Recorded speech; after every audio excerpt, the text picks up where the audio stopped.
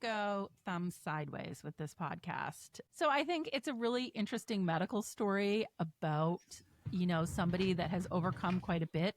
It's a family story. It's a story of addiction. I don't so far think it's necessarily a true crime story, but that could be proven wrong. It makes a promise of true crime stuff that we're halfway into, and it hasn't even sort of begun to deliver. It's hard for me to even kind of conceive of what that will look like. It's just that far removed from the story so far. So anyway, it's a thumb sideways. What's here, certainly Jake's story about his medical journey is super fascinating.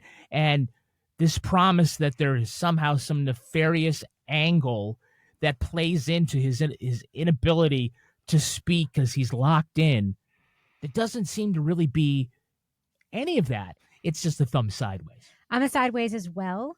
I definitely went into it thinking I was going to hear one thing. And so that experience as a listener, it actually degrades my enjoyment of the podcast because I found myself just waiting and waiting and waiting and waiting and waiting for something to happen at the expense of not really enjoying the things that were happening to a level I should have and appreciating them, because this is a really interesting story. And it's interesting enough that a guy was locked in and no one knew it. And that his rehab story is fascinating. It really is.